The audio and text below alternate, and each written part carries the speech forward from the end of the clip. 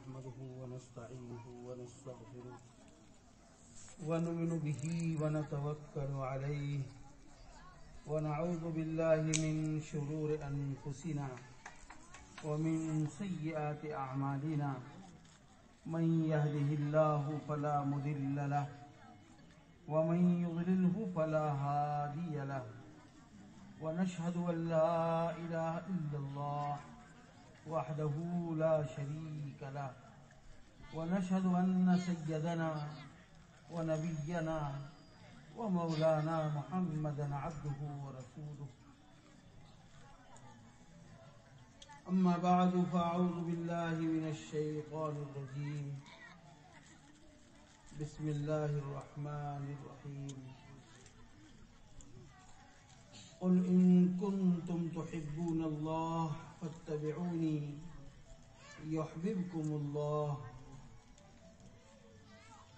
وقال تعالى يا أيها الذين آمنوا قوا أنفسكم وأهليكم نارا وقودها الناس والحجارة عليها ملائكة غلاظ شداد لا يعصون الله ما أمرهم ويفعلون ما يؤمرون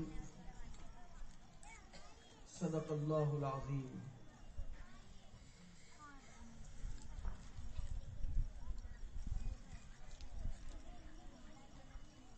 محترم بزرگوں، دوستوں اور بھائیوں اور چھوٹے چھوٹے معصوم بچے اور پردے کے پیچھے بیٹھی ہوئی میری بہنیں،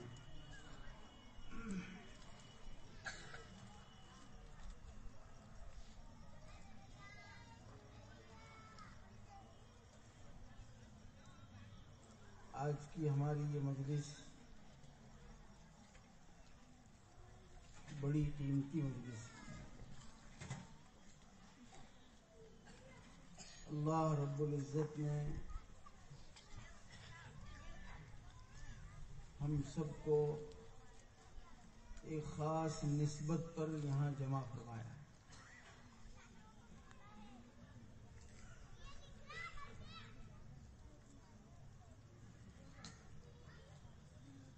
اور وہ نسبت جو ہے وہ جناب رسول پاک صلی اللہ تعالی علیہ وآلہ وسلم کے مبارک دین اور مبارک شریعت کی نسبت ہے۔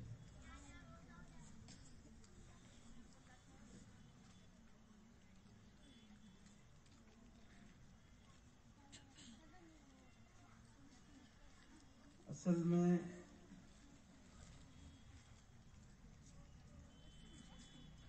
چند باتیں مجھے عرض کرنی ہیں۔ ان میں سب سے پہلی بات جو عرض کرنا چاہتا ہوں وہ یہ ہے کہ اللہ رب العزت نے یہ چھوٹی سی زندگی ہمیں عطا فرمائی ہے۔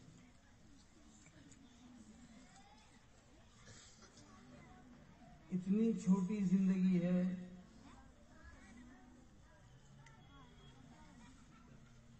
کہ 50-60 سال گزرنے کے بعد آدمی جب سوچتا ہے اپنے پچھلے زمانے کو تو ایسا معلوم ہوتا ہے جیسا ایک خواب تھا اور وہ پورا ہو گیا۔ ہمیں اپنا بچپن، اپنی ابتدائی جوانی، اپنی جوانی، اپنا ادھیڑ عمر ہونا اور اپنا بڑھاپا سب کچھ ایسا نظر آتا ہے جیسا کہ سب میرے سامنے ہے۔ اور حقیقت بھی یہ ہے کہ اس دنیا کی جو زندگی ہے بہت تھوڑی ہے، بہت مختصر ہے، اتنی مختصر ہے، اتنی تھوڑی ہے کہ آخرت کے مقابلے میں اگر اس کا حساب لگایا جائے تو اس زندگی کا حساب اور مقدار جو ہے وہ 1 منٹ بیٹھتی ہے۔ اللہ سبحانہ و تعالی فرماتے ہیں فی یوم کان مقدارہ 50,000 سنہ، کہ قیامت کا ایک دن دنیا کے دنوں کے اعتبار سے 50,000 برس کے برابر ہوگا۔ اس ایک دن کے مقابلے میں اگر کسی کو اس دنیا میں 100 سال کی زندگی دی جائے، 60 سال کے بعد تو ویسے ہی آدمی پناہ مانگتا ہے کہ جلدی اللہ میاں اٹھا لے تو اچھا، کسی کا محتاج نہ بنوں اور کسی کے ٹھولے مجھے نہ کھانے پڑیں اور کسی کے سامنے دست درازی نہ کرنی پڑے، تو اللہ جلدی اٹھا لے تو اچھا ہے۔ یہاں تو ہم اگر 100 سال کی زندگی گنیں تو اس آخرت کے اور قیامت کے ایک دن کے مقابلے میں وہ 1 منٹ سے زیادہ نہیں بیٹھتی۔ اب آپ سمجھ لیں کہ یہ 1 منٹ کی زندگی اس کے مقابل میں آخرت کی ہمیشہ ہمیشہ کی زندگی جو کبھی ختم نہیں ہوتی۔ ہم ان دونوں زندگیوں کو سامنے رکھیں اور ایمان والے کے سامنے اصل تو آخرت ہے، اصل دنیا نہیں ہے، بلکہ دنیا کی زندگی تو اللہ رب العزت فرماتے ہیں کہ میں نے تمہیں دنیا کی زندگی جو دی ہے، اے ایمان والو اچھی طرح سمجھ لو کہ یہ امتحان کے لیے دی ہے۔ هو الذی خلق الموت والحیات لیبلوکم ایکم احسن عملا۔ یہ دنیا کی زندگی اور موت یہ تو ہماری طرف سے جو تمہیں دیا گیا ہے، یہ آزمائش کے لیے ہے۔ اللہ سبحانہ و تعالی آزمانا چاہتے ہیں کہ میرا بندہ کیا کر کے آتا ہے اس 1 منٹ کی زندگی میں جو بہت مختصر ہے، اور رہ گیا دنیا کا ساز و سامان اور یہاں کی لذتیں اور یہاں کی جتنی زیب و زینت کی چیزیں ہیں، ان سب کو اللہ رب العزت فرماتے ہیں یہ متاع ہے۔ لفظ متاع جو ہے عربی کا لفظ ہے، اس کے معنی آتے ہیں وقتی فائدہ اٹھانے کی چیز۔ جیسے ہمیں ضرورت پڑی، ہم کہیں باہر جا رہے ہیں، ہمیں ضرورت پڑی، ہم نے اپنے بھائی سے مانگے کے طور پر چپل لے لیے کہ بھائی چپل دے دو، میں بھی دے رہا ہوں، یہ فائدہ اٹھانے کے لیے آپ نے لیا، تو متاع کہتے ہیں فائدہ اٹھانے کی چیز۔ تو دنیا کی جتنی چیزیں ہیں اصل تو اس کی ملک جو ہے وہ اللہ رب العزت کی ہے، اور ہمیں جو دی گئی ہے وہ صرف فائدہ اٹھانے کے لیے کہ وقتی طور پر فائدہ اٹھا لیں۔ اور ہم اس کا مشاہدہ کر رہے ہیں۔ ایک گھر ہے جس میں ایک زمانے میں ہمارے دادا رہتے تھے، پھر ہم نے دیکھا کہ ہمارے ابا رہ رہے ہیں، پھر ہم نے دیکھا کہ ہم رہ رہے ہیں، پھر ہم نے دیکھا کہ ہمارے بچے رہ رہے ہیں۔ کوئی یہ نہیں کہہ سکتا کہ یہ گھر اس میں ہمیشہ میں رہوں گا۔ فائدہ اٹھانے کی چیز ہے، وقتی طور پر فائدہ اٹھا لو۔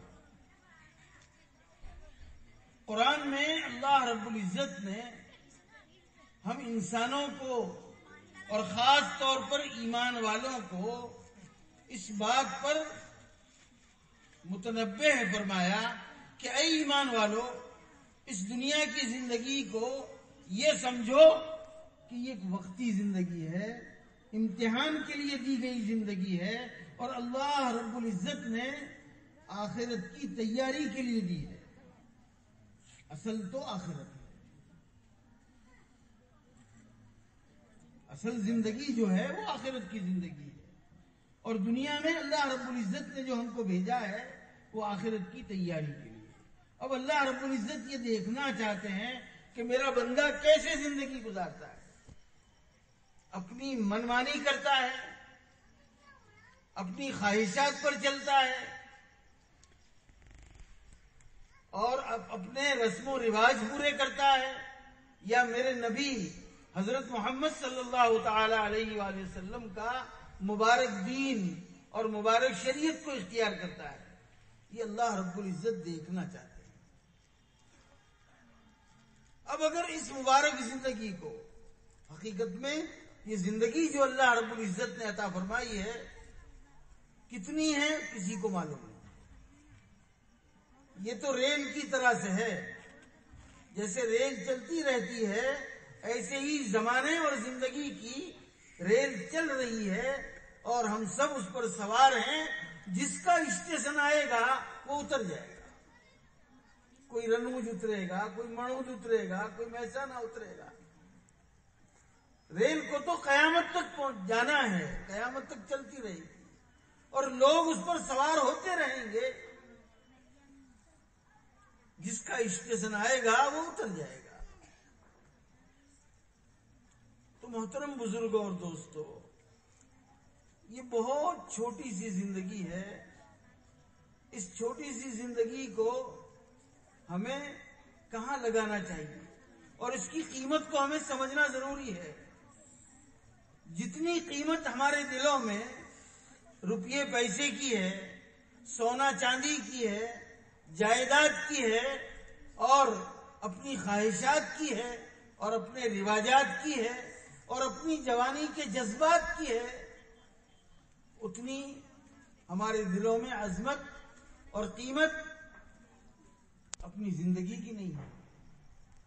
ان چیزوں کو ہم بہت بڑا سمجھتے ہیں۔ آدمی سمجھتا ہے پیسہ میرے پاس آ گیا تو میرا سب کام بن جائے گا، عزت بھی مل جائے گی، روزی بھی مل جائے گی اور گھر بھی بن جائے گا، بچوں کی شادیاں بھی ہو جائے گی اور بہت وٹ کے ساتھ میں زندگی گزاروں گا۔ اسی کو آدمی اپنا سب کچھ سمجھتا ہے، لیکن حقیقت میں اللہ سبحانہ و تعالی نے یہ مبارک زندگی جو عطا فرمائی ہے، اس کا ایک ایک سانس بڑا قیمتی ہے، ایک ایک سانس اس کا بڑا قیمتی ہے۔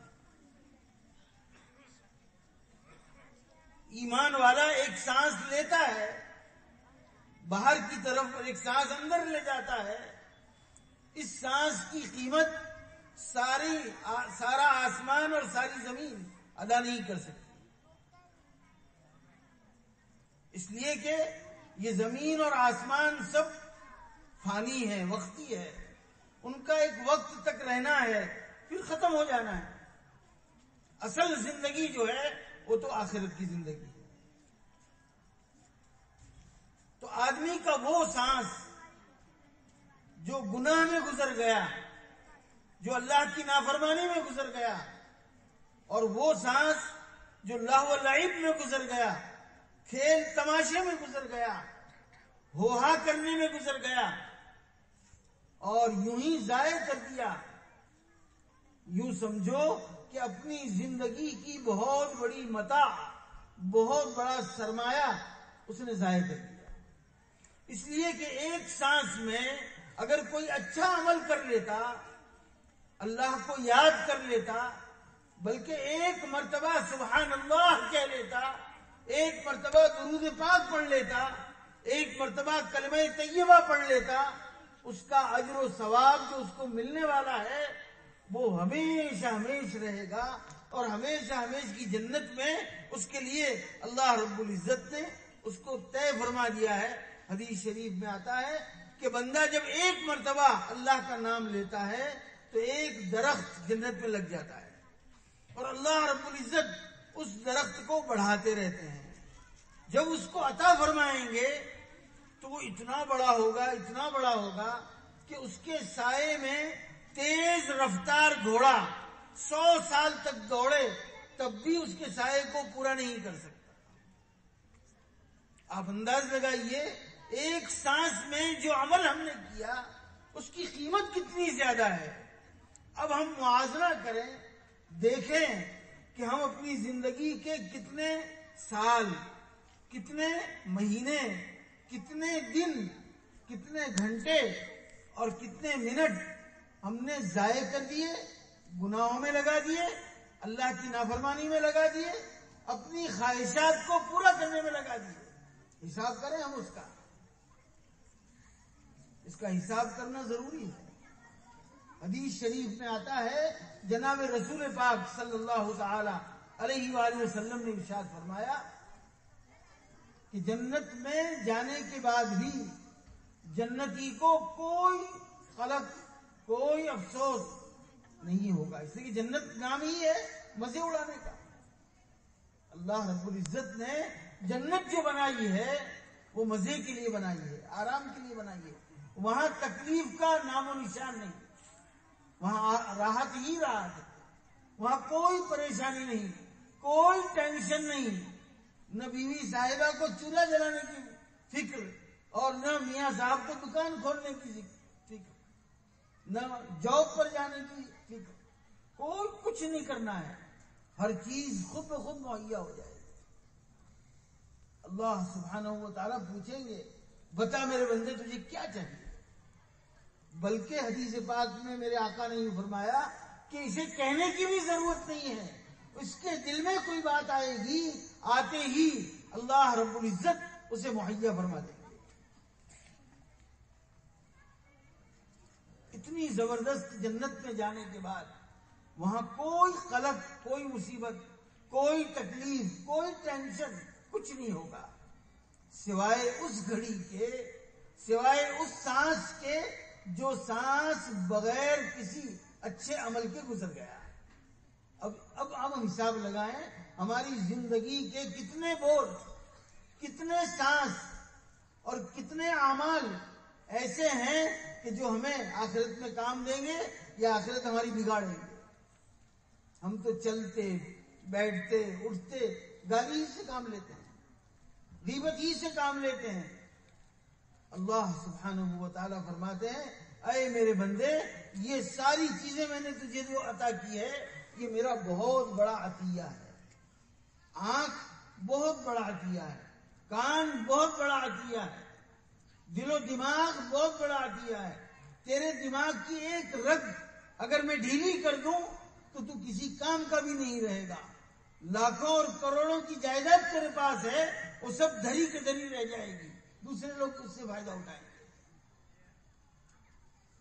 یہ تو ساری میری نعمتیں ہیں، اور یہ ساری نعمتیں میں نے اس لیے تجھے دی ہے تاکہ تو اس زندگی سے فائدہ اٹھائے، اس کو کام میں لگا لے، اس سے اپنی آخرت بنا لے۔ اور سب سے کامیاب ہے وہ آدمی کہ جو اپنی اس قیمتی زندگی کو ایسے کاموں میں لگائے جو آخرت میں کام آنے والی ہے۔ قد افلح من تزکا وذکر اسم ربہ فصلی بل تؤثرون الحیاۃ الدنیا والآخرۃ خیر وابقی۔ اللہ سبحانہ و تعالیٰ نے ان آیات میں اس کی طرف متوجہ فرمایا ہے کہ کامیابی اگر چاہیے، فلاح چاہیے، اپنے آپ کو ہمیشہ ہمیشہ کی زندگی میں راحت اور آرام میں رکھنا چاہتے ہو تو اس زندگی کی قدر کرو، اس کو ضائع ہونے مت دو، اور کسی ایسے عمل میں اپنے آپ کو لگانے سے پہلے سوچو کہ کہیں ایسا نہ ہو کہ یہ عمل مجھے جہنم تک پہنچا دے، یہ عمل اللہ کی ناراضگی تک پہنچا دے۔ اس لیے ضروری ہے اگر یہ معاشرہ ہمارا زندہ ہو جائے اور ہر ایمان والے کے ذہن میں یہ بات پیدا ہو کہ میں اس تھوڑی سی زندگی دے کر بھیجا گیا ہوں تاکہ آخرت کی ہمیشہ ہمیشہ کی تیاری کروں، تو نہ کوئی کسی کا مطالبہ رہے گا، اور نہ کوئی کسی سے جھگڑا کرے گا، نہ کوئی کسی کے فتنے میں پڑے گا، نہ کوئی کسی کی غیبت کرے گا، اور نہ کوئی کسی کے حق کو مارے گا، اس لیے کہ ہر ایک کو آخرت کی فکر ہے۔ رسول پاک صلی اللہ تعالی علیہ وآلہ وسلم نے جو پیغام اور جو سجھاؤ ہمیں عطا فرمایا وہ یہی دیا ہے۔ چنانچہ آپ مدینہ منورہ کی مبارک زندگی کو دیکھو، صحابہ کی اتنی مبارک زندگی، کوئی کسی سے جھگڑ نہیں رہا ہے، کوئی کسی کا حق نہیں مار رہا ہے. حدیث پاک میں ایک واقعہ ذکر فرمایا ہے کہ ایک آدمی نے، رسول پاک صلی اللہ تعالی علیہ وآلہ وسلم فرماتے ہیں کہ ایک آدمی نے ایک زمین بیچی، دوسرے ایمان والے نے اس کو خریدی. جب اس پر کچھ مکان وغیرہ بنانے کا ارادہ کیا اور اس کی بنیاد اور اس کے پائے کھودے تو اس میں بہت بڑا چرو سونے سے بھرا ہوا ملا. اب آپ انصاف سے بتلاؤ کہ اگر ہمارے جیسا کوئی ہوتا تو کیا کرتا اس کو؟ یعنی آقا کی جو تعلیمات ہے اور اس ایمان والے کو جو تربیت آپ نے فرمائی ہے اور جو ہدایات فرمائی ہے اور جو سجھاؤ دیا ہے وہ کتنا عمدہ، کتنا بہتر ہے. ہم دنیا میں اتنے مست ہو چکے ہیں، اتنے غفلت میں پڑے ہوئے ہیں کہ ہم اس بات کو سوچ بھی نہیں سکتے. اب ظاہر بات ہے زمین خریدنے والا یہی سوچے گا کہ یہ پایا میں نے کھودا ہے، میری زمین میں کھودا ہے، میں نے تو خرید لی ہے، اس کو قیمت ادا کر چکا ہوں، اب یہ جو کچھ اس میں سے نکلے گا وہ میرا ہے. مٹی نکلے وہ بھی میری ہے، اینٹ نکلے وہ بھی میری ہے، اور سونا اور چاندی نکلے وہ بھی میرا ہے. پورا چرو بھرا ہوا سونے سے اور جواہرات سے، بڑا قیمتی. اب وہ جب نکلا تو یہ گھر بنانے والا، زمین خریدنے والا، وہ پورا چرو لے کر، پورا سونے سے بھرا ہوا گھڑا لے کر اس دوسرے آدمی کے پاس گیا جس سے خریدی تھی زمین، کہ بھائی لو یہ تمہارا. میرا؟ میں نے کب آپ کو دیا ہے؟ کہ نہیں، آپ نے تو مجھے نہیں دیا تھا، لیکن جو زمین تم نے میرے ہاتھ بیچی تھی تو میں نے تو آپ سے زمین خریدی تھی، یہ سونا تو نہیں خریدا تھا، لہذا یہ آپ کا ہے، آپ لے لیجیے.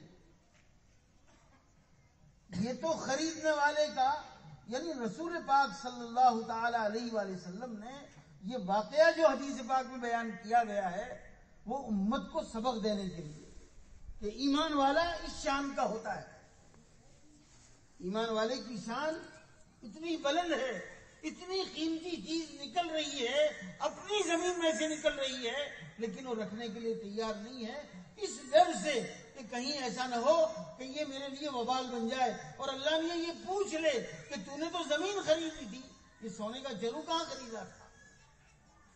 اب یہ پورا کے پورا چرو لے کر جا رہا ہے، اس کو پیش کر رہا ہے اور اس کی منت سماجت کر رہا ہے کہ بھائی تیرا بھلا ہوگا تو اسے قبول کر لے، اس لیے کہ میں نے تو صرف زمین خریدی تھی، میں نے یہ چرو نہیں خریدا تھا. وہ کیا کہتا ہے؟ نہیں بھائی، یہ چرو میرا نہیں ہے، اس لیے کہ میں نے تو تجھے زمین اور جو کچھ زمین میں سب بیچ دیا تھا، لہذا وہ تیرا ہے، مجھے نہیں چاہیے، میں نہیں لے سکتا. مجھے اللہ سے ڈر لگتا ہے، کہیں اللہ میاں نے اگر یہ مجھے پوچھ لیا کہ یہ چرو تیرا کہاں تھا، تو زمین بیچ چکا تھا، تو نے کیوں لیا اس کو، تو میں کیا جواب دوں گا؟ محترم دوستو بزرگو، یہ استحضار اگر پیدا ہو جائے ایمان والے میں تو آج یہ ایمان والے کا ہر عمل انشاءاللہ تعالی تبلیغ بنے گا. ساری دنیا متاثر ہوگی، ساری دنیا یہ کہنے پر مجبور ہوگی کہ اسلام واقعی اسلام ہے، اسلام کی تعلیمات واقعی اسلامی تعلیمات.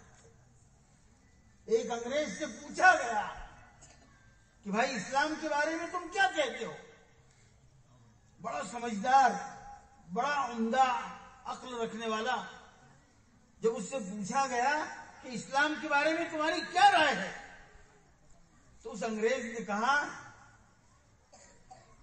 کہ اسلام کتابوں میں ہے اور مسلمان قبروں میں ہے. کہتے یہ سب جو نظر آ رہے ہیں وہ تو صرف ظاہری ڈھانچہ ہے، ان کے پاس کچھ نہیں ہے، ان کے پاس ایمانی تعلیم نہیں ہے، ایمانی زندگی نہیں ہے، ان کے رسول کا کوئی عمل ان کے پاس نہیں ہے، آقا کی زندگی ان کے پاس نہیں ہے. آقا کی زندگی والے قبروں میں پہنچ چکے اور آقا کا دین جو ہے وہ کتابوں میں ہے، اور حقیقت ہے یہ۔ اب آپ اس واقعے سے انداز لگائیے کہ ایمان کس مقام اور کس درجے کا ہوگا، اور آخرت کا استحضار کتنا ہوگا۔ اب ایسا آدمی کبھی گالی بول سکتا ہے، کبھی کسی کی غیبت کر سکتا ہے، کسی کی عزت پر آ سکتا ہے، کسی کے ساتھ بدسلوکی کر سکتا ہے۔ آج تو ایمان والا اپنے گھر کی دیوار میں اپنے پڑوسی کو کیل ٹھوکنے کے لیے دینے کے لیے تیار نہیں۔ یہ حال ہے ایمان والے کا، اس لیے کہ اس نے اس گھر کو یہ سمجھ لیا یہی میری متاع ہے۔ دیکھیے جہاں ایک پڑوسی کا گھر بن رہا ہو تو اس میں جھگڑا ہی ہوگا۔ ایمان والا اتنا گر چکا ہے کہ اس کو اپنے پڑوسی کا بھی خیال نہیں ہے، اور یہ پورا چرو، پورا گھڑا سونے سے بھرا ہوا وہ دینے جا رہا ہے زمین والے کو، زمین والا لینے کے لیے تیار نہیں، اور جس نے خریدی تھی وہ بھی لینے کے لیے تیار نہیں۔ اب کیا کیا جائے؟ اللہ سبحانہ و تعالیٰ نے ایک فرشتے کو بھیجا انسانی شکل میں کہ جاؤ ان کے درمیان فیصلہ کر دو۔ اب فرشتہ آیا، پوچھا بھائی کیا بات ہے، کیا جھگڑا ہے تمہارا؟ کہ نہیں جھگڑا تو کچھ بھی نہیں، بس یہ بات ہے، یہ کہتا ہے کہ چلو تمہارا ہے، میں کہتا ہوں نہیں میرا نہیں تمہارا ہے، کیا کرنا چاہیے؟ اب میں تو لوں گا نہیں، یہ کہتا ہے میں بھی نہیں لوں گا۔ تو اللہ رب العزت نے مال کو ضائع کرنے سے منع فرمایا ہے۔ یہ تو ہم گانڈے ہیں، ہم غافل ہیں، ہمیں آخرت کا پتہ نہیں، تو ہم مال کو ضائع کر رہے ہیں۔ کہاں کہاں ضائع کر رہے ہیں ہم سوچیں اس کو۔ مال کا ضیاع جو ہے ہمارے پاس کوئی حیثیت نہیں رکھتا ہے، یہ بھی اللہ کا بہت بڑا عطیہ ہے، مال بھی اللہ کا عطیہ ہے، تو مال کو ضائع تو ہونے نہیں دیا جائے گا۔ ان دونوں نے کہا آپ فیصلہ کر لیجیے ہمارے درمیان۔ تو اس آنے والے فرشتے نے جو انسانی شکل میں آیا تھا اس نے کہا کہ بھائی تمہارا بیٹا ہے؟ اس نے کہا ہاں میرا بیٹا ہے۔ دوسرے سے پوچھا تمہاری بیٹی ہے؟ کہ ہاں میری بیٹی ہے۔ تو اس آدمی نے اس کے بیٹے اور اس کی بیٹی دونوں کے درمیان نکاح کر دیا، اور وہ پورا کے پورا گھڑا سونے سے بھرا ہوا ان دونوں کو دے دیا کہ لو تم دونوں رکھو۔ یعنی ایمان کی یہ سطح تھی، اور آج ایمان والے کی سطح گرتے گرتے اتنی گر چکی ہے کہ یہ حرام کھانے میں ذرا بھی تعامل نہیں کرتا، سودی کاروبار میں ذرا بھی تعامل نہیں کرتا۔ یہ تو کرے گا لیکن اپنے بیوی بچوں کو بھی لگائے گا۔ حد ہو گئی ہے، حرام کھانے میں اپنی بیوی کو بھی شامل کر لے گا کہ تو بھی شامل ہو جا تاکہ زیادہ سے زیادہ کمیشن ملے۔ حالانکہ سود کا ایک آنا، سود کا ایک آنا 70 مرتبہ زنا سے زیادہ سخت ہے، 70 مرتبہ۔ اور سب سے بدترین سود جو ہے، سب سے بدترین زنا جو ہے وہ اپنی ماں کے ساتھ بدکاری کرنا ہے۔ فرمایا اس سے بھی زیادہ 70 گنا سخت سود کا 1 روپیہ ہے، سود کا 1 روپیہ ہے۔ اب انداز لگائیے جس سود کے بارے میں اللہ رب العزت نے بڑی تاکید فرمائی کہ ایمان والے دور رہنا اس سے، یہ تیری کمر توڑ دے گا، تیرے کاروبار کو ختم کر دے گا، اور تیری آخرت کو بگاڑ کر رکھ دے گا۔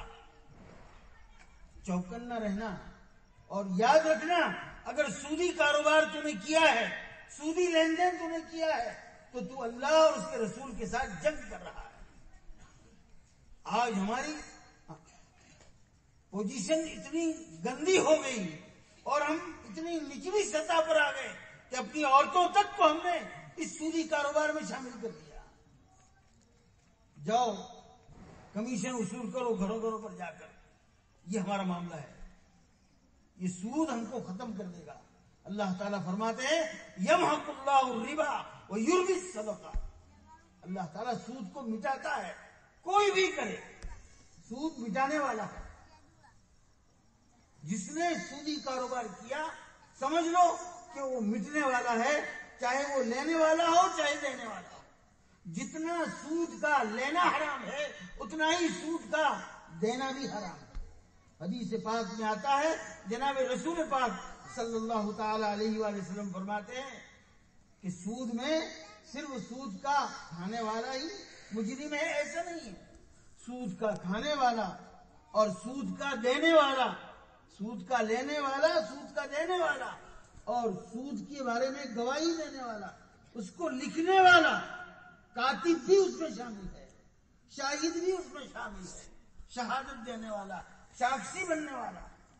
ہم تو ساکشی بننے میں فخر سمجھتے ہیں، فلاں کا کام میں نے کر دیا، اس کی لون پاس نہیں ہوتی تھی اس لیے میں نے جا کر بینک میں صحیح کر دی تھی، اس کا کام بن گیا۔ کام اس کا نہیں بنا، تیری آخرت بگڑ گئی۔ محترم دوست اور بزرگوں، اس کو سوچنے کی ضرورت ہے۔ زندگیاں پامال ہو رہی ہیں، ہماری زندگیاں ضائع ہو رہی ہیں، دنیا کے پیچھے، گناہوں کے پیچھے، اپنی خواہشات کے پیچھے۔ کل قیامت کے دن جواب کیا دیں گے؟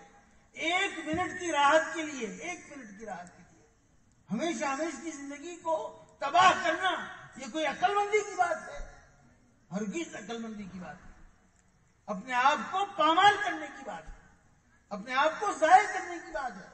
کل قیامت کے میدان میں جب کھڑے ہوں گے اور اللہ رب العزت کے سامنے ساری زندگی کا حساب دینا ہوگا، ایک ایک بول کا، جو زبان سے ہم بول رہے ہیں ایک ایک بول کا جواب دینا پڑے گا۔ اللہ رب العزت سارے دفتر سامنے کھول دے گا، پڑھ لے، اقرا کتابک وکفی بنفسک اليوم علیک حسیبا۔ اپنا نامہ اعمال خود دیکھ لے، خود پڑھ لے اور اپنا فیصلہ خود کر لے۔ کیا بول کر آیا ہے؟ جس کے بارے میں جو منہ میں آیا کہہ دیا، جس کے بارے میں جی چاہا اس کی غیبت کر دی، جہاں دو چار بہنیں ملی تیسری کی غیبت شروع کر دی، بہتان ماں باندھنا شروع کر دیا، طرح طرح کے الزامات شروع کر دیے، تو قطعاً اس کی اسلام میں گنجائش نہیں۔ محترم دوستو بزرگوں، اللہ جل جلالہ عما نوالہ نے یہ بڑی قیمتی زندگی دی ہے، اور اس کی قیمت کا پتہ ہمیں کب چلے گا؟ جب ہم آخرت میں اللہ رب العزت کے سامنے پہنچیں گے۔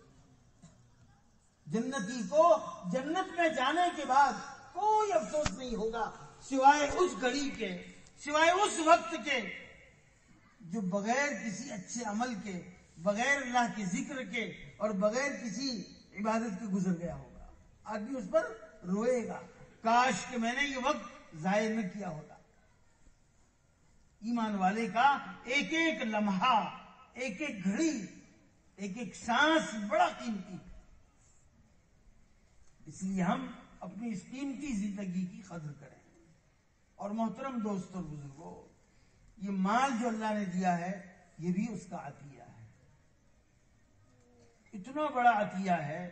سفیان ثوری فرماتے ہیں کہ مال کو ہم معمولی نہ سمجھیں، یہ بھی اللہ رب العزت کی دین ہے، اللہ رب العزت کا عطیہ ہے، اور یہ عطیہ اللہ نے سب کو دیا ہے۔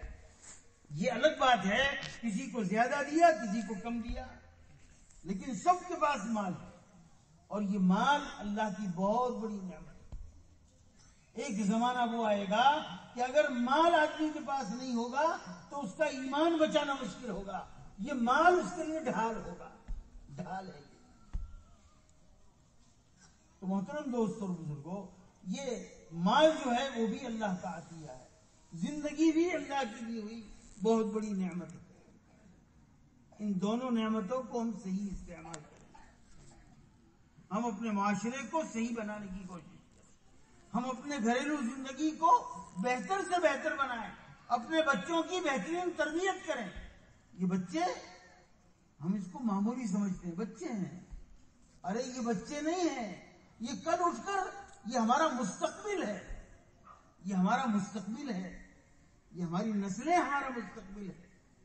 اگر ہم نے ان کی صحیح تربیت کی تو یہی بچے ہمارے لیے آنکھوں کی ٹھنڈک بنیں گے، یہی بچے ہمارے لیے خیرخواہ بنیں گے، ہماری خدمت کرنے والے بنیں گے، ہمارے دکھ میں ہمارا ساتھ دینے والے بنیں گے۔ اور اگر ان کی تربیت صحیح نہیں کی گئی تو محترم دوستوں اور بزرگوں اور میری بہنیں، ہم اچھی طرح اس کو سمجھ لیں کہ یہ بچے ہمارے لیے وبال جاں بنیں گے، یہ گھروں سے ہمیں نکالیں گے، یہ ہمارے ساتھ گالی گلوچ کریں گے، یہاں تک کہ بعض نادان ہاتھ تک اٹھائیں گے۔ دیکھ رہے ہیں ہم اپنی آنکھوں سے، یہ سب کچھ ہو رہا ہے، اور یہ نتیجہ ہے ہماری صحیح تربیت نہ کرنے کا۔ اس لیے ہم اپنی جان کا استعمال صحیح کریں، اپنے مال کا استعمال صحیح کریں، اپنی اولاد کی صحیح تربیت کریں، یہ بھی ہمارا بڑا سرمایہ ہے۔ اور اصل جو ہے، اس وقت پروگرام جو رکھا گیا تھا اس کا ایک اہم مقصد یہ تھا کہ ہمارے سامنے ایک تہوار آ رہا ہے۔ تہوار ہماری زبان سے کہنا بھی اچھا نہیں، تہوار کے معنی عید کے ہوتے ہیں، خوشی کا دن۔ اصل میں ایمان والے نے غیروں کے ساتھ رہ رہ کر اپنی عادتوں کو بھی بدل دیا، اپنے اخلاق کو بھی بدل دیا، اپنے کردار کو بھی بدل دیا، یہاں تک کہ ان کے رنگ میں یہ رنگ گئے۔ ٹھیک ہے، ان کا اپنا مذہب ہے، ان کا اپنا طریقہ ہے، منائیں جیسے منانا ہو، لیکن ہمیں تو رسول پاک صلی اللہ تعالی علیہ وآلہ وسلم نے شریعت عطا فرمائی ہے، پورا دین عطا فرمایا ہے، پوری زندگی گزارنے کا طریقہ عطا فرمایا ہے، ایک ایک عمل کو کھول کھول کر بیان فرمایا ہے، یہاں تک کہ ایمان والے کو یہ بھی بتلا دیا کہ تجھے کتنے تہوار منانے ہیں، تیری مرضی سے جو چاہے تہوار تو منا لے، ایسا نہیں ہوگا۔ آقا نے فرمایا تیرے لیے 2 دن تہوار کے ہیں، 2 تیرے لیے عیدیں ہیں، ایک عید الفطر یعنی رمضان کے 30 روزے رکھنے کے بعد جو عید کا دن ہوتا ہے، اور 10ویں ذی الحجہ کا دن جو ہے جس کو عید الاضحیٰ کہتے ہیں، یہ 2 دن تیرے ہیں تہوار کے۔ اس کے علاوہ تو جس کو بھی عید مانے اور جس کو بھی تو تہوار مانے، یہ وہ تیرا دین نہیں ہے، یہ تیرا بگاڑ ہے، اندر کا بگاڑ ہے۔ اس لیے محترم دوستوں کو اس مجلس کا منشا یہ تھا کہ ہمارے سامنے یہ بات کھل کر آ جائے کہ ہم اس کو سمجھیں کہ یہ ہمارا کوئی تہوار نہیں ہے، بلکہ اس کا پس منظر جو ہے وہ بھی سننے کے قابل ہے۔ اصل میں یہ ہوا تھا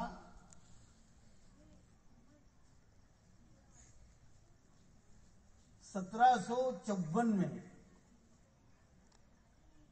ابھی تو 2016 چل رہی ہے، ختم ہو رہی ہے، آج ختم ہو جائے گی، تھوڑا وقت باقی۔ یہ واقعہ جو ہے یہ 1754 کا ہے، اور واقعہ یہ ہوا تھا جیسا کہ بعض مورخین نے لکھا ہے کہ ایک ہندو بہت بڑے مورخ ہیں B.S. نجار، انہوں نے ایک کتاب لکھی ہے مغلیہ دور کا آخری زمانے کی تاریخ، مغلیہ دور کے آخری زمانے کی تاریخ نامی انگریزی میں کتاب لکھی ہے۔ اس میں انہوں نے اس کا تذکرہ کیا ہے کہ اس تہوار کو جو منایا گیا ہے اس کی اصل وجہ کیا ہے۔ وہ لکھتا ہے ڈاکٹر B.S. نجار کہ واقعہ یہ ہوا تھا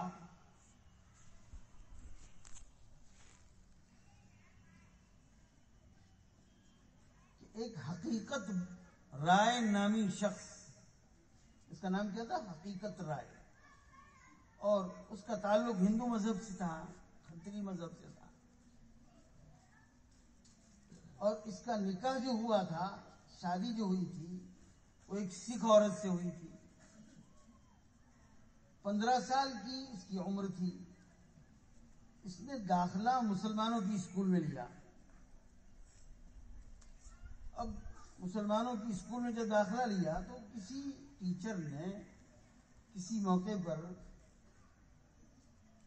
ہندو مذہب کے دیوتاؤں وغیرہ کی برائی کی، حالانکہ اللہ میاں نے منع کیا، کہ تم کسی کے مذہب کی، کسی کے دیوتاؤں کی برائی مت کرو، کہ اس نے نادانی کی، نہیں کرنا چاہیے کی. تو یہ جو بچہ تھا ہندو مذہب کا تھا، اس کو ناگوار ہوا تو اس نے احتجاج کیا. تو جہاں تک احتجاج کا تعلق ہے وہاں تک تو ٹھیک ہے کہ اپنے مذہب کے خلاف کوئی بات ہوئی اس لیے اس نے احتجاج کیا. لیکن احتجاج سے آگے بڑھ کر اس نے رسول پاک صلی اللہ تعالی علیہ وآلہ وسلم کی شان میں گستاخی کی اور نازیبا الفاظ اپنی زبان سے علی اعلان بولے، اور حضرت فاطمہ زہرا رضی اللہ تعالیٰ عنہ کی شان میں بھی گستاخی کی اور نہ بولنے کے الفاظ بولا اور علی اعلان بولا. ظاہر بات ہے کہ اس کو کوئی مسلمان برداشت نہیں کر سکتا.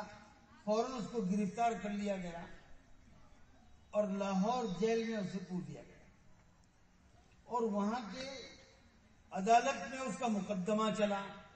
ظاہر بات ہے کہ اسلامی اگر حکومت ہے اور اگر کوئی جناب رسول پاک صلی اللہ تعالی علیہ وآلہ وسلم کی شان میں گستاخی کرتا ہے تو اس کی سزا موت ہے، اس کی گردن اڑا دی جائے گی. تو عدالت نے جو فیصلہ کیا وہ یہ تھا کہ اس کو سزائے موت دی جائے. اور وہاں کا جو اس وقت لاہور کا گورنر جو تھا مسلمان، اس کے پاس اس کے رشتہ دار وغیرہ سفارش کے لیے گئے، لیکن اس نے سفارش کرنے سے انکار کر دیا کہ عدالت کا جو فیصلہ ہے وہ صحیح ہے، اس لیے کہ یہ ہمارے آقا کی شان میں گستاخی اس نے کی ہے،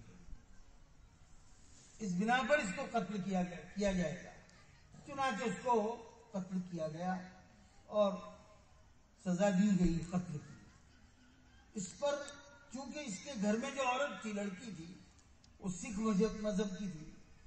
ان سکھوں نے بہت زبردست اس کا رد عمل ہوا، لیکن چونکہ اسلامی حکومت تھی، چاہے وہ آخری دم لے رہی تھی اور مغلیہ سلطنت کا آخری دور چل رہا تھا، لیکن پھر بھی حکومت مسلمانوں کی تھی، اس لیے وہ اپنا زیادہ زور دکھا نہیں سکتے. لیکن انہوں نے یہ کیا کہ جو مسلمان اس کے قتل میں شریک تھے، متعلق تھے، ان کو باقاعدہ ایک میلہ رچا گیا، اور اس میلے کی تاریخ جو تھی وہ 14 جنوری تھی. اس 14 جنوری کو اس میلے میں جشن منایا گیا اور اس میں پتنگ اڑائے گئے، جشن کے طور پر، خوشی کے طور پر. چونکہ انہوں نے بدلے میں ان تمام مسلمانوں کو قتل کر دیا تھا جو اس میں شریک ہوئے تھے یا اس سے متعلق تھے، اور اس کا جشن منانے کے لیے 14 جنوری انہوں نے طے کی تھی. ایک جگہ پر سب جمع ہو کر خوب انہوں نے خوشیاں منائی، شرابیں پی اور ناچ گانا کیا، اور ساتھ ساتھ میں پتنگ اڑائے. تو پتنگ کی اصل تاریخ جو ہے وہ یہ ہے کہ رسول پاک صلی اللہ تعالی علیہ وآلہ وسلم کی شان میں گستاخی کرنے والے کی جو سزائے موت دی گئی، اس کے مقابل میں انہوں نے یہ جشن منایا ہے. اب اگر ایمان والا اس میں شریک ہوتا ہے تو گویا اللہ کے پیارے رسول صلی اللہ تعالی علیہ وآلہ وسلم کے خلاف اور آپ کی شان میں گستاخی کرنے والے کا ساتھ دے رہے ہیں، اور ساتھ دے کر وہ بھی جشن منا رہے ہیں. چنانچہ ہم کیا کر رہے ہیں؟ ہم یہی تو کر رہے ہیں. اپنے گھروں پر، اپنے چھپروں پر، اپنے دھابوں پر چڑھ کر کیا کرتے ہیں؟ شور کرتے ہیں، ڈیزے بجاتے ہیں اور ناچتے گاتے ہیں. یہ تو ان لوگوں نے کیا ہے جو اللہ کے رسول کے دشمن ہیں اور جنہوں نے رسول پاک صلی اللہ تعالی علیہ وآلہ وسلم کی شان میں گستاخی کی تھی. وہ لوگ ایمان والے کے لیے زیبا نہیں دیتا کہ وہ ایسی حرکت کرے جو اللہ کے رسول کے دشمنوں نے کی. اس جشن میں شریک ہونا، اس میں ناچنا گانا اور اس میں طرح طرح کے اس قسم کی چیزیں پیدا کرنا، یہ تو اللہ کے رسول کے دشمنوں کا ساتھ دینا ہے. تو شریعت اس کی قطعاً اجازت نہیں دیتی ہے، اور اس میں اور بھی بہت سارے خرافات ہیں۔ ہم یہ نہ سمجھیں کہ اس میں کیا ہو گیا، کاغذ کو اڑانے میں کیا فرق پڑتا ہے، نہیں، اس میں بہت سارے مفاسد شامل ہیں۔ سب سے پہلے تو بہت بڑا خرچ جو اس میں ہوتا ہے فضول خرچی ہے، اور اللہ رب العزت فرماتے ہیں ان المبذرین کانوا اخوان الشیاطین، فضول خرچی کرنے والے شیطان کے بھائی ہیں۔ کیا فائدہ ہوتا ہے اس سے، کیا فائدہ ہوگا، کیا آدمی کو مل جائے گا؟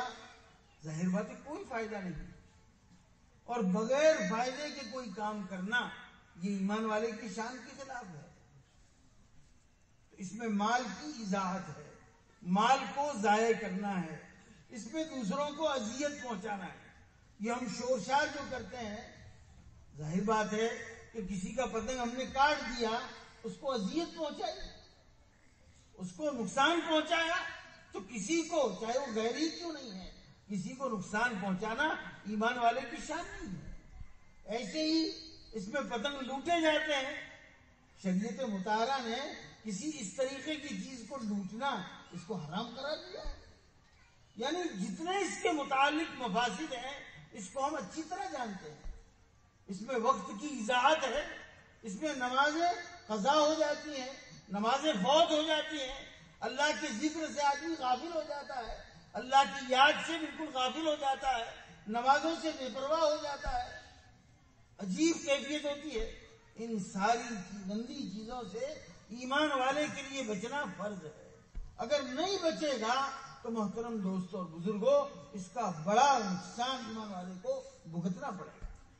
یہ اللہ رب العزت نے ہمیں سمجھ دی ہے، شریعت دی ہے، ایمان عطا فرمایا ہے، ہمیں اس کی قدر کرنی چاہیے۔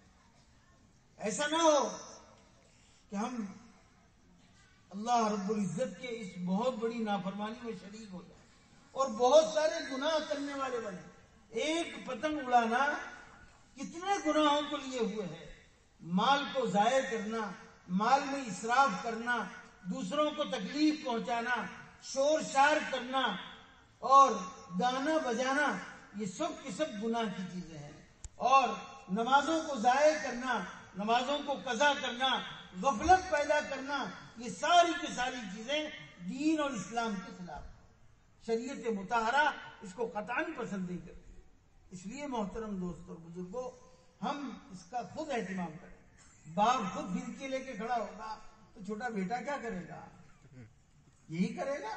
بیٹے کو پھرکی پکڑائے گا اور باپ چڑھائے گا تو نتیجہ کیا ہوگا؟ محترم دوستوں اور بزرگوں سمجھ لیں اس کو۔ آج تو آپ نے اس کے ہاتھ میں پھرکی دی ہے، کل ایسا ہوگا جس حلقے میں پتے لے کر آپ بیٹھے ہوں گے اسی حلقے میں آپ کا بیٹا بھی بیٹھے گا۔ اور اس آنکھوں دیکھی باتیں ہیں یہ، آنکھوں دیکھی باتیں ہیں یہ، اس لیے کہ ہم نے کوئی حجاب نہیں رکھا۔ ہمیں بعض مرتبہ بچوں کی تربیت کے لیے بہت کچھ کرنا پڑتا ہے، بہت کچھ سہنا پڑتا ہے، اپنے آپ پر کنٹرول اور قابو کرنا پڑتا ہے۔ یہ اللہ رب العزت نے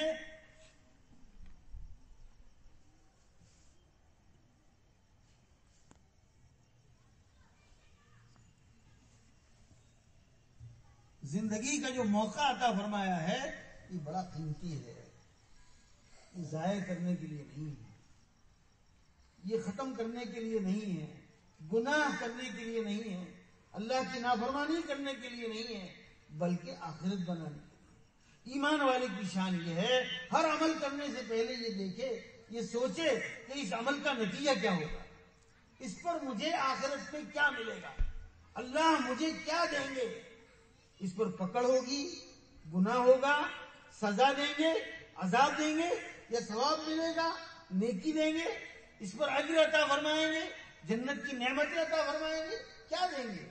ایمان والے کی شان یہ ہے، ہر عمل کے کرنے سے پہلے یہ اس کو پہلے سوچے گا۔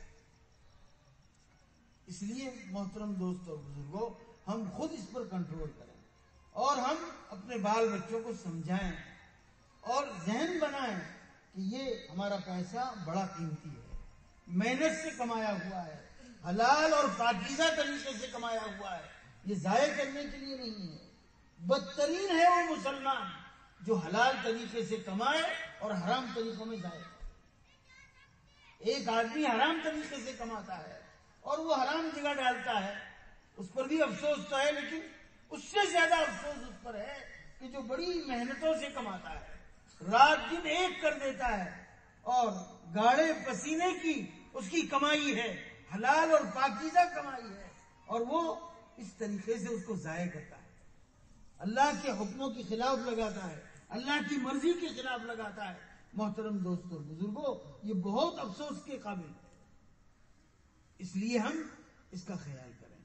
یہ موقع، اس موقع سے ہم فائدہ اٹھائیں، اپنے بچوں کا ذہن بنائیں اور اس کی مذمت ان کے دلوں میں ڈالیں کہ یہ تو ہمارے دشمنوں نے کیا ہے، ہمارے آقا کی توہین کی نسبت پر یہ ان کا تہوار کھڑا ہوا ہے، اس لیے ہمیں ہرگز یہ نہیں کرنا ہے، اس سے اپنے آپ کو بچانا ہے۔ اس کے نقصانات کیا ہیں وہ ہم بتلائیں۔ بچوں کو جب سمجھا کر کوئی بات کہی جاتی ہے، ذہن بنایا جاتا ہے، تو وہ ضرور سمجھتے ہیں، اور یہ ذہن بنانا ماں اور بہنوں کا کام ہے۔ ماں اپنے بچے کو جیسا بنانا چاہے بنا سکتی ہے، وہ چاہے تو اس کو عبد القادر جیلانی بھی بنا سکتی ہے، شاہ ولی اللہ محدث دہلوی بھی بنا سکتی ہے، اور اگر وہ چاہے تو فرعون اور قارون بھی بنا سکتی ہے۔ اگر اس نے صحیح تربیت کی تو یہ بچہ بڑا قیمتی بنے گا، سب کچھ بن سکتا ہے۔ ایک بزرگ نے اپنی کتاب میں لکھا ہے کہ لوگ کہتے ہیں کہ آج اتنے بڑے بڑے بزرگ کیوں نہیں پیدا ہو رہے جیسے اس زمانے میں ہوتے تھے۔ فرمایا کہ اصل تو یہ ماں کی اصل ممتا جو ہے اور ماں کا اصل جو پیار ہے وہ بچے کی صحیح تربیت ہے۔ اس زمانے میں مائیں اپنے بچوں کی بہترین تربیت کیا کرتی۔ عبد القادر جیلانی ایسے ہی نہیں بن گئے، آپ ان کی والدہ کی قربانی دیکھیے، کتنی بھاری قربانی دی ہے۔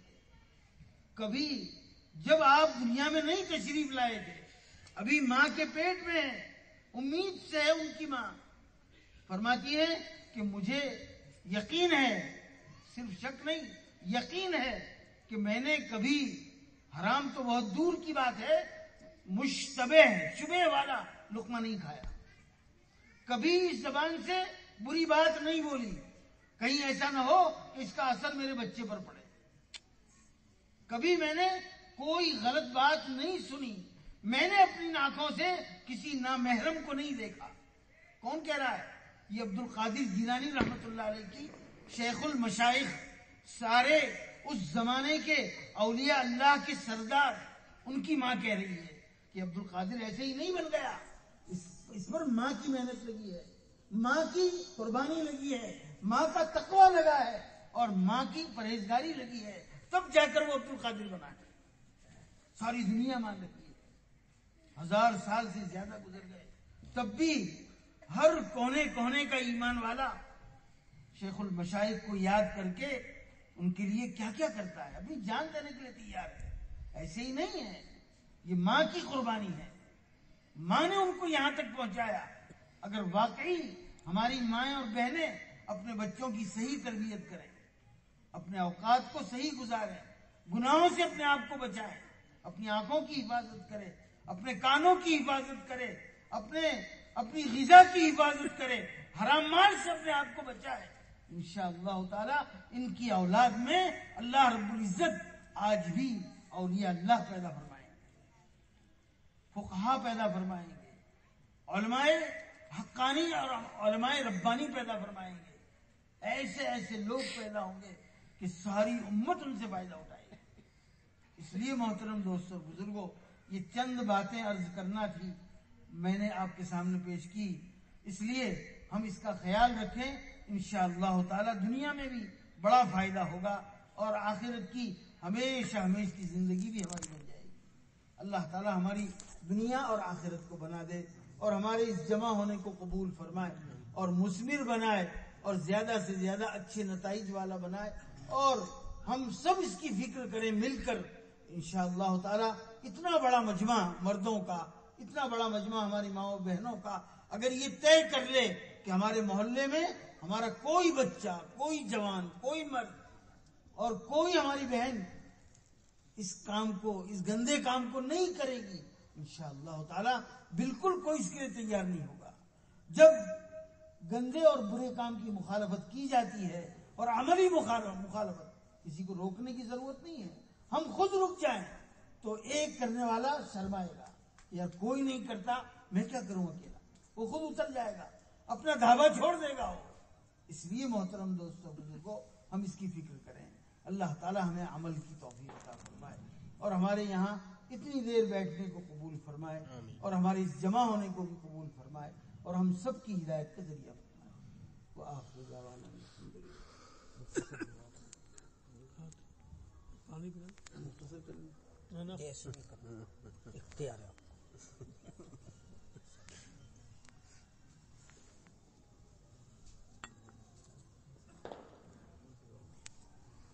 الحمد للہ رب العالمین، اللهم صل على سيدنا ومولانا محمد وبارك وسلم۔ اللهم صل على محمد وعلى آل محمد كما صليت على إبراهيم وعلى آل إبراهيم إنك حميد مجيد۔ اللهم بارك على محمد وعلى آل محمد كما باركت على إبراهيم وعلى آل إبراهيم إنك حميد مجيد۔ اللهم ربنا هب لنا من أزواجنا وذرياتنا قرة أعين واجعلنا للمتقين إماما واجعلنا للمتقين إماما۔ اللهم اشرح صدورنا للإسلام، اللهم زين أخلاقنا بالقرآن العظيم، اللهم اهدنا واهد بنا واجعلنا سببا لمن اهتدى۔ اللهم إنا نسألك الهدى والتقى والعفاف والغنى، اللهم إنا نسألك العفو والعافية والمعافاة الدائمة في الأمور كلها۔ اللهم أجرنا من النار، اللهم أجرنا من النار، اللهم أجرنا من النار۔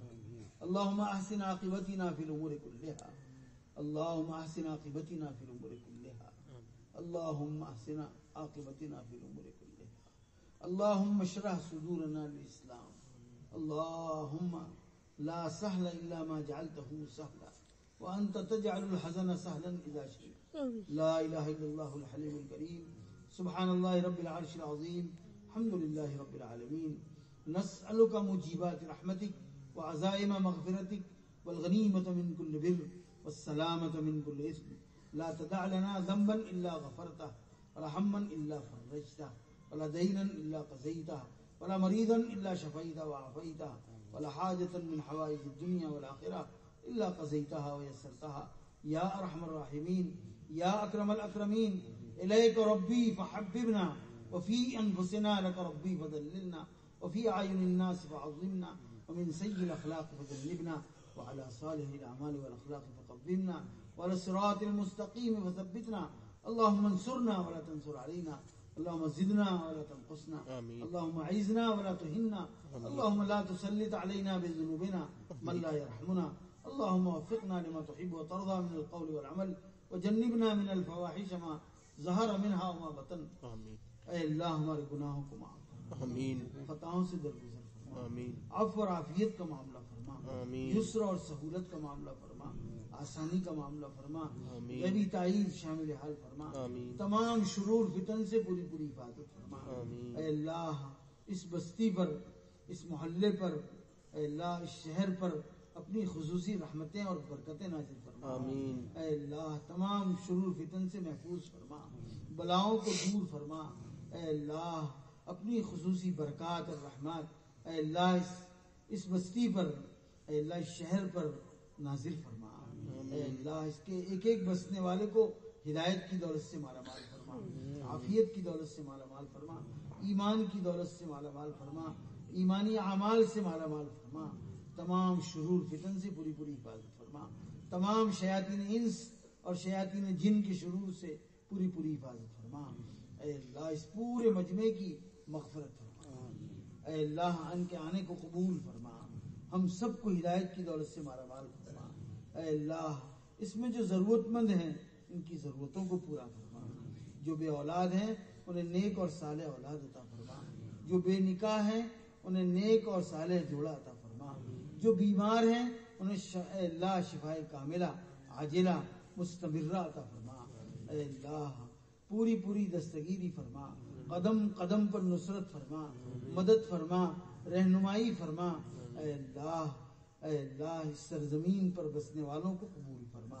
اے اللہ انہیں قبول فرما، ان کی نسلوں میں علماء اور حکماء پیدا فرما، ان کی نسلوں میں عابدین پیدا فرما، مخلصین پیدا فرما۔ اے اللہ داعین پیدا فرما، مجاہدین پیدا فرما۔ اے اللہ راتوں میں تیرے سامنے گڑگڑانے والے اولیاء اللہ پیدا فرما۔ اے اللہ رحم اور کرم کا معاملہ فرما۔ اے اللہ پوری امت مسلمہ پر رحم فرما، جہاں جہاں ایمان والے پریشان ہیں ان کی پریشانی کو دور فرما۔ اے اللہ عافیت کا معاملہ فرما، ہم سب کو دین پر قائم فرما۔ اصل تو ہم سب قصوروار ہیں، خطاوار ہیں۔ اے اللہ ہم نے تیرے مبارک دین کو چھوڑا، تیری مرضیات کو چھوڑا، جس کی وجہ سے ہم حالات میں پھنس گئے۔ اے اللہ تیرے یہاں کسی چیز کی کمی نہیں، نہ ہدایت کی کمی، نہ مغفرت کی کمی، اے اللہ نہ مال و متاع کی کمی۔ آپ خود فرماتے ہیں وَعِندَنَا خَزَائِنُهُ، میرے پاس ہر چیز کے خزانے ہیں۔ اے اللہ قصور تو ہمارا ہے۔ اے اللہ ہم نے تجھ سے نہیں مانگا، غیروں سے مانگا، مخلوق سے مانگا جو تیری محتاج ہے۔ اے اللہ تیرے ہی سامنے ہاتھ پھیلانے کی توفیق عطا فرما، تجھ ہی سے مانگنے کی توفیق عطا فرما۔ اے اللہ تیری ہی عبادت کرنے کی توفیق عطا فرما، تو ہم سے راضی ہو جا، اپنی رضامندی والے اعمال کی توفیق عطا فرما۔ اس پورے مجمع کو اپنے فضل و کرم سے قبول فرما۔ اے اللہ تمام کی تمام ضرورتوں اور حاجتوں کو پورا فرما، کسی کو کسی کا محتاج نہ بنا، صرف تیرا ہی محتاج بنا، تجھی سے مانگنے والا بنا، تجھی سے لینے والا بنا۔ ہماری زندگیوں کو اے اللہ آقا کی مبارک شریعت کے مطابق بنانے کی توفیق عطا فرما، سنت کے مطابق بنانے کی توفیق عطا فرما۔ اے اللہ رحم اور کرم کا معاملہ فرما۔ اے اللہ اس گندے اور برے ماحول سے ہم سب کی حفاظت فرما، اس میں عافیت کے ساتھ حفاظت فرما۔